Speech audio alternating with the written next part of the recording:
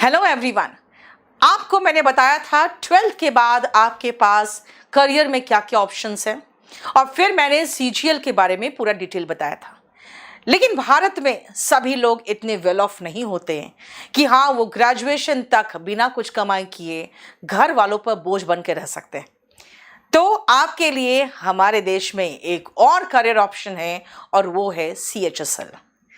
SSC के द्वारा जो सीएचएसएल एग्जाम होता है बेटा वो 12th बेस्ड एग्जाम है, यानी आप 12th करने के बाद इस एग्जाम को दे सकते हैं। और इस एग्जाम में आपको मैं अभी बताने जा रही हूं सिलेबस क्या है, इसकी एलिजिबिलिटी क्या है, इसमें कौन कौन से पोस्ट है, सैलरी क्या है और प्रमोशन के क्या चांसेस है।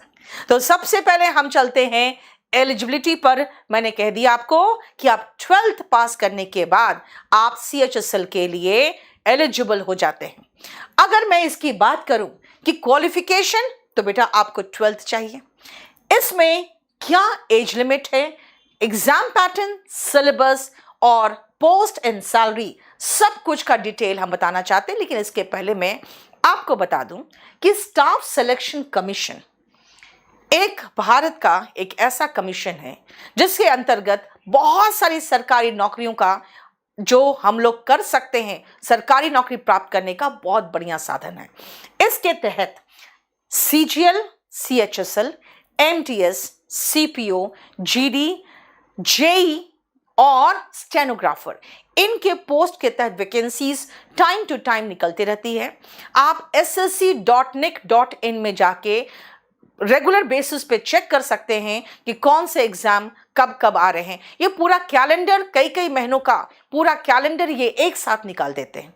अब हम आते हैं कि सीएचएसएल में जो क्वालिफिकेशन है 10+2, लेकिन आपकी एज लिमिट क्या होनी चाहिए? आप 18 साल से ज़्यादा और 27 साल से आप कम होना चाहिए।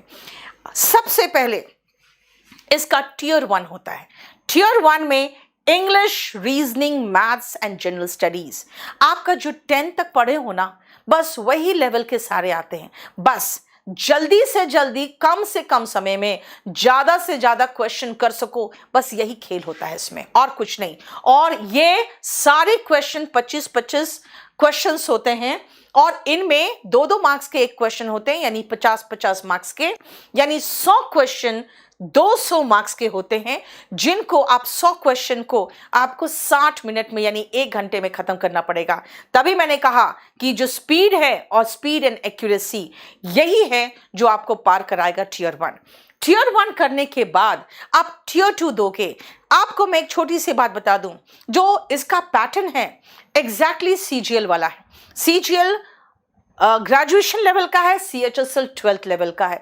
लेकिन अगर आप पेपर के लेवल को देखोगे तो कोई खास फर्क नहीं दिखेगा आपको। इसका मतलब है, याद रखिएगा, जो सीजीएल यानी ग्रेजुएट्स है, जो सीजीएल की तैयारी कर रहे हैं, जब तक उनकी नौकरी नहीं लगती है वो सीएचएसएल भी देते हैं जो 12th लेवल का, और एमटीएस भी देते हैं जो 10th लेवल का है। यानी कि वो कोई भी एग्जाम नहीं छोड़ते, इसीलिए प्रतिस्पर्धा, याद रखिएगा, कंपटीशन इसमें भी है। अब आइए टियर 2 में। सबसे पहले आपका सेशन 1 है वो 2 घंटा 15 मिनट का जो होता है, उसमें आपके 3 सेक्शंस होंगे। मैथ्स एंड रीजनिंग आपका एक सेक्शन में होगा। 30 क्वेश्चन होंगे, हर क्वेश्चन 3 मार्क्स का होगा, यानी कि 180 मार्क्स के हो गई है। उसके बाद जो दूसरा सेक्शन है उसमें English language and general awareness होगा, जो इंग्लिश लैंग्वेज 40 के होंगे और जनरल अवेयरनेस 20 क्वेश्चंस होंगे। आप देखिए सीजीएल से बस इतना ही डिफरेंस इसमें कि सीजीएल में ये 45 है, यहाँ 40 है।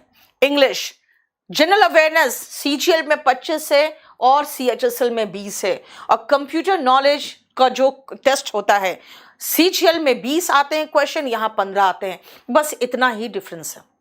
और ये आप देखिए जो आपका सेक्शन 2 है वो 60 क्वेश्चन हो गए, हर क्वेश्चन 3 मार्क का, यानी 180 मार्क्स के हो गए। और सेक्शन 3 जो होंगे वो 15 मिनट का होता है, 15 क्वेश्चन, यानी कि आप देख लीजिए ये भी 3 मार्क्स के होंगे और ये 45 मार्क्स के हो गए। उसके बाद एक छोटा सा ब्रेक होगा, जिसके बाद आपका सेक्शन 3 होगा जिसमें टाइपिंग टेस्ट एक होता है।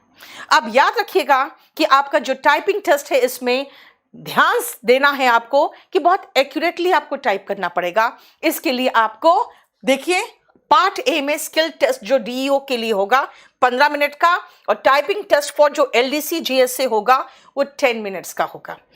इसका सिलेबस और सीजीएल का सिलेबस ऑलमोस्ट सेम है।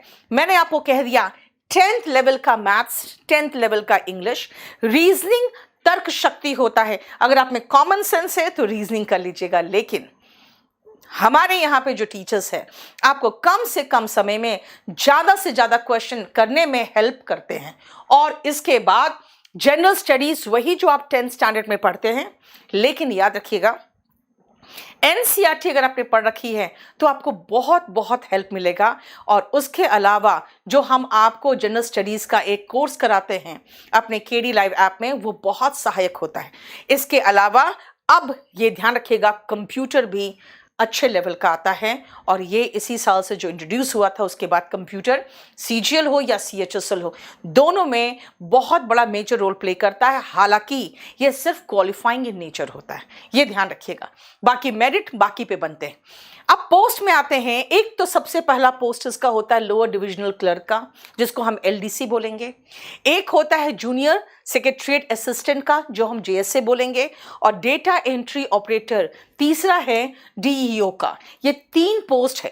पहले इसमें पोस्टल असिस्टेंट भी था जो इस साल से सीजीएल में चला गया, इसीलिए सीएचएसएल का जो एक भारी भरकम वैकेंसी आता था बिकॉज ऑफ पीए, वो अब सीजीएल में शिफ्ट किया इस बार। तो देख लीजिए इनका आपका जो पे स्केल है ये सिटी वाइज भी निर्भर करता है, क्योंकि सिटी के अकॉर्डिंग आपका एचआरए देख रहे हो आपका चेंज हो जाता है। बाकी तो सैलरी सेम होती है, लेकिन एचआरए चेंज हो जाता है, और इसके कारण आपको ट्रैवल अलाउंस भी जो चेंज होता है थोड़ा बहुत, इसके कारण भी, इसीलिए थोड़ा सा सैलरी में आपको वेरिएशन मिलेगा सिटी वाइज।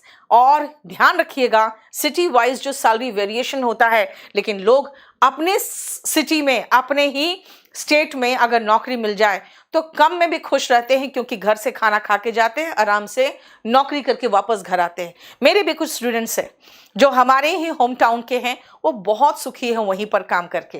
अब आइए इनको आप जरा ध्यान से देखिए। अगर हम सैलरी की बात करें बेटा, तो सबसे पहले एलडीसी और जेएसए का सैलरी मैंने यहां बता दिया है।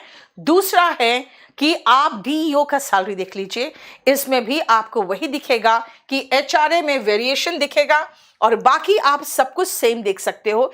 एचआरए में और ट्रैवल अलाउंस में आपको वेरिएशन दिखेगा, और फिर सैलरी में थोड़ा सा आपको चेंज दिखेगा जो सैलरी में वेरिएशन हो जाता है। लेकिन ये भी सैलरी बहुत हैंडसम सैलरी है अगर आप 12th पास का सोचो तो, यानी 12 करने के बाद सरकारी नौकरी इस सैलरी के साथ आपको बहुत रिलीफ महसूस कराएगा, और बड़े आराम से फिर आप अपने आगे की पढ़ाई भी कर सकते हो और आगे की तैयारी भी कर सकते हो। और दूसरी बात है, आगे की तैयारी जो आप करोगे सिलेबस सेम, पैटर्न सेम, और सब कुछ सेम, यानी कि होना और ज़्यादा आसान हो जाता है। इसीलिए ये आपके लिए बहुत अच्छा अवसर होता है। अगर आप मिडिल क्लास फैमिली के हो, आप अपने परिवार पे बोझ रहना नहीं चाहते हो, तो बहुत अच्छा ये ऑप्शन है। और प्रमोशन के चांसेस क्या क्या है देखिए।